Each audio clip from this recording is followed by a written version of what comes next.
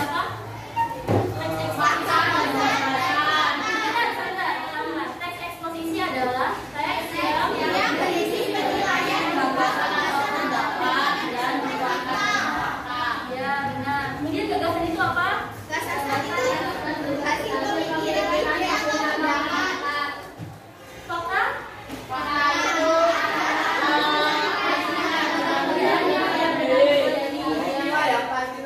ya. Kemudian ada ciri-ciri teks eksposisi, ada apa aja?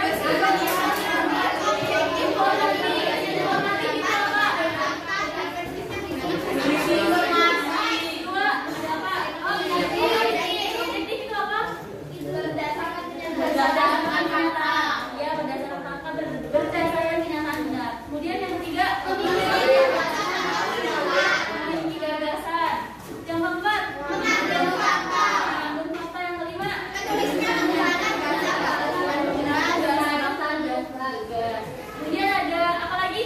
Unsur. Ya, unsur ada apa aja? Gagasan dan fakta. Sekarang apa perbedaan teks eksposisi? Perbedaan fakta dan pendapat ada apa aja? Fakta berdasarkan kenyataan atau objektif, sedangkan pendapat bergantung pada pandangan individu masing-masing atau subjektif. Fakta bisa dibuktikan, pendapat sulit dibuktikan. Ya, sulit atau ya benar sulit dibuktikan ya. Berarti harus ada fakta. Faktanya. Kemudian apa lagi? Kalau pendapat benar-benar terjadi ya. Nah, sekarang kita masuk materi baru ya. Jadi di sini ada kompetensi dasar dan tujuan yang baru kalian capai. Ayo dengerin dulu. Di sini ada kalian harus kalian capai yaitu 4.5 menyimpulkan. Mari mengidentifikasi hari ini menyimpulkan isi teks eksposisi. Kemudian ada tujuan yang harus kalian capai yaitu menentukan kalimat utama dan kalimat penjelas dari setiap paragraf. Kemudian menentukan jenis paragraf berdasarkan kalimat utama dari teks eksposisi. Kemudian menentukan langkah-langkah menyimpulkan isi teks eksposisi. Sampai sini paham? Kalau ada yang ingin ditanyakan? Ya, lanjut ya. Nah, ada yang tahu nggak kalimat utama itu apa? Kalimat penjelas itu apa? Kalimat utama itu pokok, kalau kalimat penjelas itu kalimat pendukung. Ya, benar.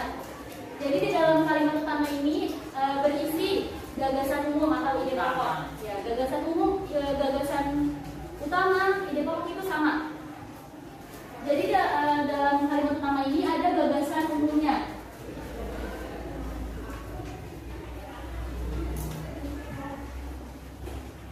Nah, dari kalimat utama ini juga menjadi dasar pengembangan suatu paragraf.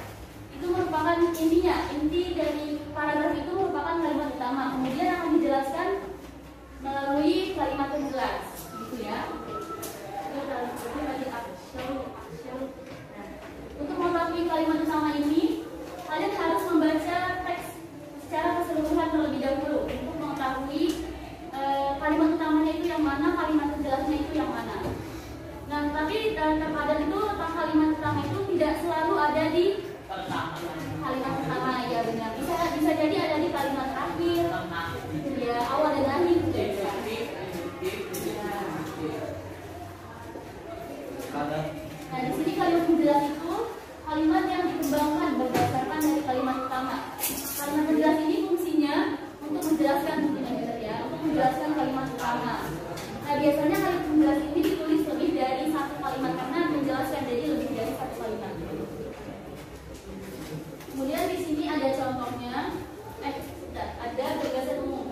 Gagasan umum itu apa? Gagasan utama, gagasan penjelas itu apa?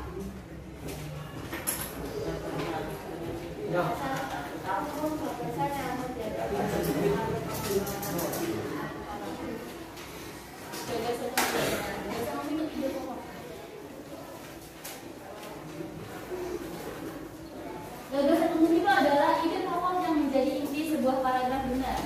Kemudian dalam rangkaian teks eksposisi ini ada rangkaian gagasannya. Dalam teks eksposisi bisa berupa gagasan umum dan gagasan penjelas. Kemudian letak gagasan umum itu selalu berada di kalimat utama.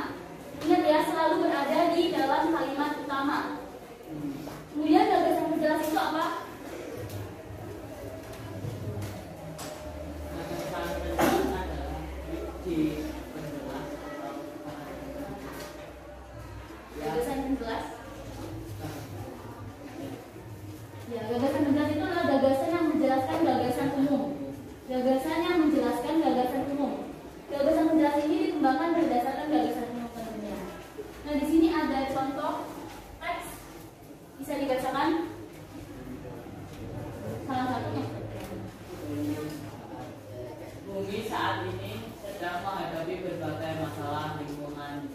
yang serius.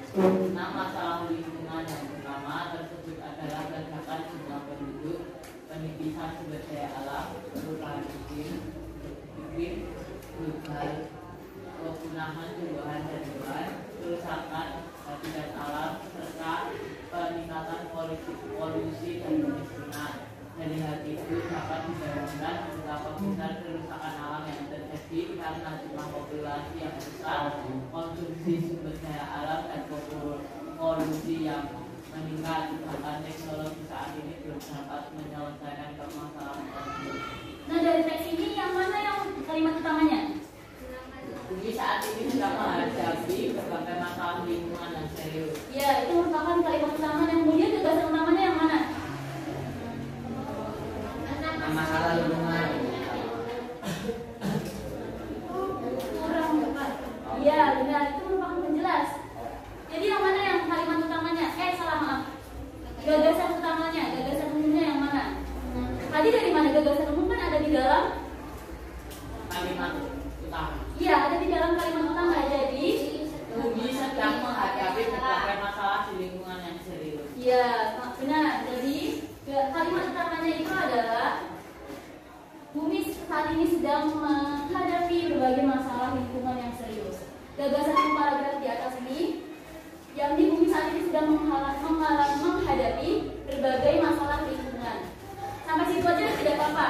Jadi kan tergantung jawaban, tergantung soalnya.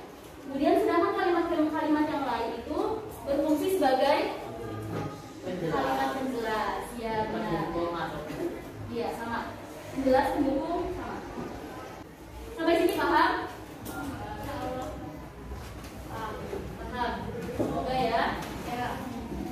Berikutnya di sini ada jenis-jenis paragraf berdasarkan letak kalimat utama atau gagasan utamanya. Yang pertama ada apa? Deduktif. Deduktif itu apa? Paragraf deduktif itu apa? Paragraf yang kalimat utamanya terletak di awal. Ya, di awal paragraf. Deduktif ini ya, deduktif itu kalimat gagasan utamanya itu ada di awal paragraf. Ada di awal paragraf. Kalimat utama atau gagasan utamanya terletak di kalimat pertama.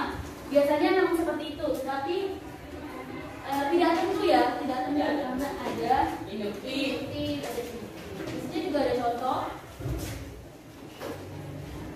Bisa dibacakan? Ya. Indonesia merupakan negara kepulauan terbesar di Indonesia.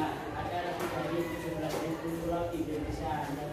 Di antaranya ada 7.000 pulau yang berpenghuni sebagai negara kepulauan, sebagai negara kepulauan dengan wilayah luas yang terluas di dunia. Indonesia memiliki potensi besar menjadi poros maritim di dunia, memberi keuntungan yang besar lagi di Indonesia. Nah, yang mana yang kalimat utamanya? Indonesia merupakan negara kepulauan terbesar di dunia. Ya, gagasan utamanya?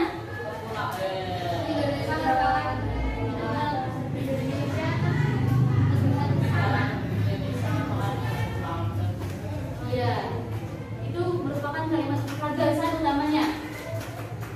Gagasan utamanya ada di dalam kalimat utama ya. Jadi Indonesia merupakan negara kepulauan terbesar. Itu merupakan gagasan utamanya. Sampai sini paham? Berikutnya ya, di sini ada paragraf induktif. Apa induktif? Paragraf yang terletak di akhir paragraf. Di mana paragraf terletak ya? Kalimat utama yang terletak di akhir paragraf. Ya, paragraf induktif itu yang kalimat utama atau gagasan umumnya terletak di akhir paragraf atau di kalimat penutup. Di sini juga ada contoh, bisa dibacakan. Ya, boleh. Panas atau demam yang tinggi selama beberapa hari dapat dicurigai sebagai demam berdarah. Seorang yang menderita demam berdarah juga mengalami perdarahan dari lubang hidung atau lisan. Selain itu, muncul bintik-bintik merah pada tubuh. Semua gejala tersebut hendaknya diperhatikan, sehingga jika terdapat gejala-gejala tersebut, penderita bisa ditangani oleh dokter. Nah, yang mana yang kalimat utamanya?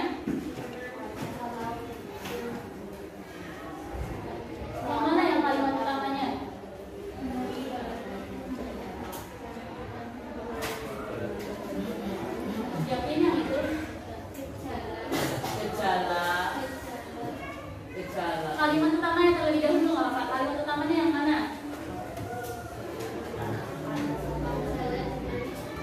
Yakin yang itu? Coba dibaca, ini kan bagian induktif. Yang kalimat utamanya ada di kaki. Ya. Itu merupakan, bentar ya, diulas sedikit ya. Tadi sudah belajar apa?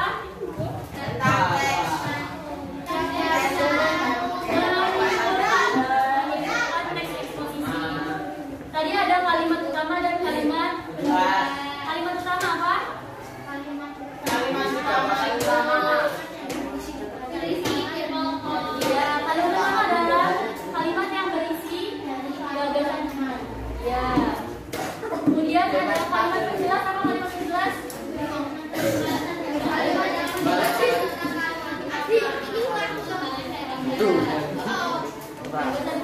Kalimat penjelas adalah kalimat yang berfungsi ya, berfungsi untuk menjelaskan kalimat utama. Kemudian ada gagasan umum dan gagasan khusus. Gagasan penjelas sama aja ya, gagasan penjelas, gagasan khusus sama apa. Di sini gagasan umum itu adalah ide pokok yang menjadi inti sebuah paragraf. Nah, gagasan umum adanya di mana? di kalimat utama. Di dalam kalimat utama. Ingat ya, gagasan umum ada di dalam kalimat utama. Kemudian ada gagasan penjelas, yaitu gagasan yang menjelaskan gagasan umum. Berikutnya tadi ada apa? Jenis teks eksposisi, jenis-jenis paragraf berdasarkan teks gagasan umumnya. Yang pertama ada apa? Paragraf deduktif. Apa deduktif? Yang gagasan umumnya ada di kalimat utama. Kemudian ada apa lagi? Paragraf induktif. Apa paragraf induktif? Gagasan